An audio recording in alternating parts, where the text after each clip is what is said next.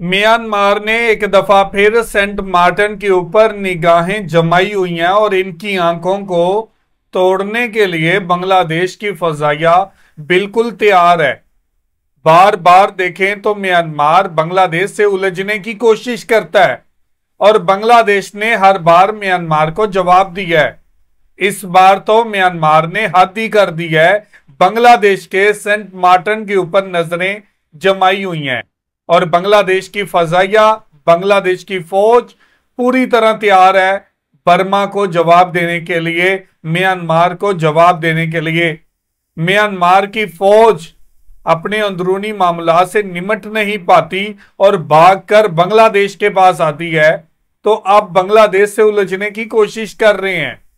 अगर बांग्लादेश की फौज इनका मुकाबला करे, इनको टारगेट करे, तो ये किसके पास जाकर छुपेंगे?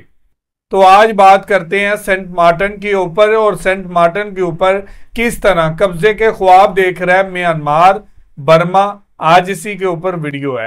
वीडियो की तरफ बढ़ने से पहले आप दोस्तों से गुजारिश है, अगर आप चैनल पे नए हैं तो चैनल को सब्सक्राइब करें, साथ बने बेल आइकॉन को भी दबाएं ताकि आपको वीडियो का नोटिफिकेशन सबसे पहले मिलता रहे।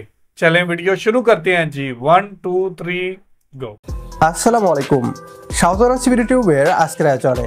পুরো ভিডিও জুড়ে আপনাদের সাথে আছি আমি হাসানুল ইসলাম। বাংলাদেশের চুপ থাকাকে দুর্বলতা ভেবে বসেছে মিয়ানমার জান্তা সরকার।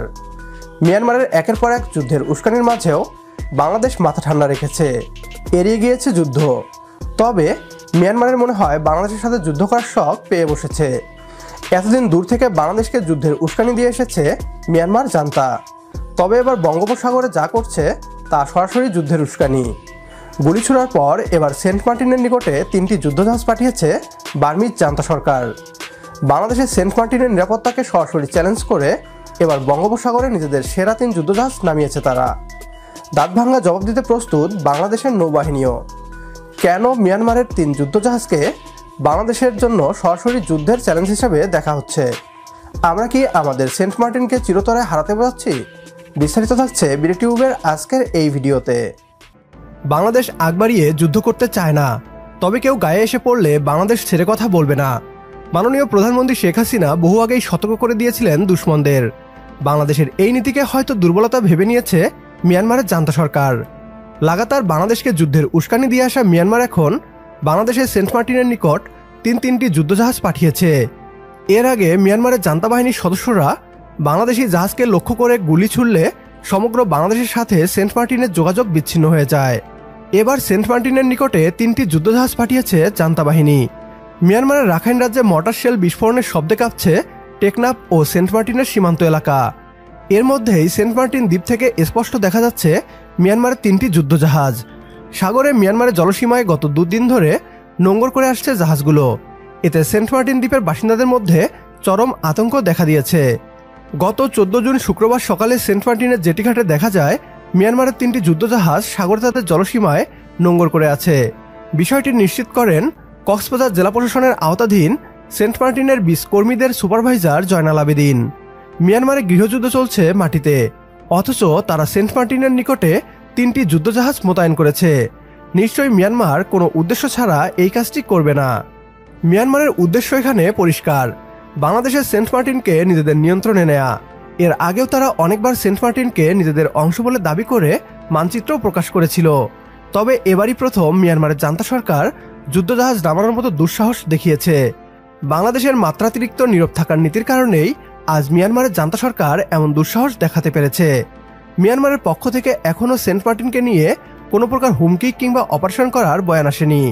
তবে মিয়ানমার জান্তা কেন তাদের নৌবাহিনীকে সেন্ট মার্টিনের নিকট এনে মোতায়েন করেছে তা নিশ্চয়ই সবাই উপলব্ধি করতে পারছেন। গত কয়েক বছর ধরেই যুদ্ধ করার জন্য উস্কানি দিয়ে আসছিল মিয়ানমার। তবে এটিই বোধ হয় বাংলাদেশের বিরুদ্ধে তাদের সবচেয়ে বড় সিদ্ধান্ত।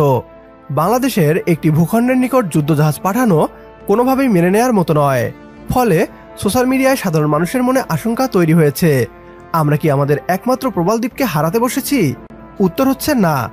বাংলাদেশও দাঁতভাঙ্গা জবাব দিতে প্রস্তুত।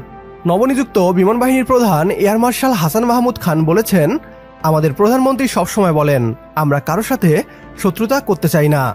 যদি কখনো কেউ আমাদের আক্রমণ করার চেষ্টা করে সেক্ষেত্রে আমরা দাঁতভাঙ্গা জবাব দেওয়ার জন্য প্রস্তুত আছি। পরিষ্কারভাবেই এখানে মিয়ানমারের জান্তা সরকারকেই বলা হচ্ছে। মিয়ানমারের বিরুদ্ধে বাংলাদেশের ধৈর্য এবং ধীরচল নীতিকে পরিবর্তন করে আক্রমণাত্মক নীতি গ্রহণ করতে হবে। বাংলাদেশের নৌবাহিনী কাগজে কলমে হাজার গুণ বেশি শক্তিশালী মিয়ানমারের নৌবাহিনীর থেকে, কাজেই সেন্ট মার্টিনের অখণ্ডতা নিয়ে ভয় পাওয়ার কারণ নেই। বাংলাদেশ সেনাবাহিনীও প্রস্তুত জবাব দিতে। তবে মিয়ানমারের মতো একটা ভিখারি দেশ যেভাবে বাংলাদেশকে হুমকি আর চ্যালেঞ্জ করছে, আমাদের জন্য তা অপমানের। মিয়ানমারকে একটা শিক্ষা দেওয়া উচিত। আমাদের সাথে যদি আপনিও একমত হন তাহলে কমেন্ট করে জানিয়ে দিন আমাদের, সেই সাথে ভিডিও শেয়ার করে দেখার সুযোগ করে দিন আপনার বন্ধুদের। तो जी व्यूवर, ये थी वीडियो और आपने देखा कि किस तरह म्यांमार बार बार बांग्लादेश से उलझने की कोशिश करता है, बांग्लादेश को टारगेट करने की कोशिश करता है, बांग्लादेश को डराने की कोशिश करता है और हर बार म्यांमार को मुंह की खानी पड़ी है। बांग्लादेश की फौज पूरी तरह तैयार है म्यांमार का मुकाबला करने के लिए, म्यांमार को मुंह तोड़ जवाब देने के लिए। अब देखे तो म्यांमार के जो बहरिया हैं, वो जो शिप हैं, वो सेंट मार्टिन के गिर्द घूम रहे हैं, सेंट मार्टिन को चैलेंज कर रहे हैं और बांग्लादेश को चैलेंज कर रहे हैं कि सेंट मार्टिन हमारा है। और बांग्लादेश ने भी अब सोच लिया है कि म्यांमार को वाज़ेह जवाब दिया जाएगा, जो म्यांमार काफी अरसे तक याद रखेगा। तो बांग्लादेश की फजाइया ने भी खुला ऐलान कर दिया है, अगर म्यांमार दरअंदाजी करता है, अगर म्यांमार जारियत करता है, तो बांग्लादेश की फजाइया, बांग्लादेश की बहरिया पूरी तरह तैयार है इसका मुकाबला करने के लिए और इसको जवाब देने के लिए। तो ये थी आज की वीडियो। आप इस वीडियो के बारे में क्या कहना चाहते हैं, जरूर कमेंट करके हमें बताइएगा। बहुत शुक्रिया।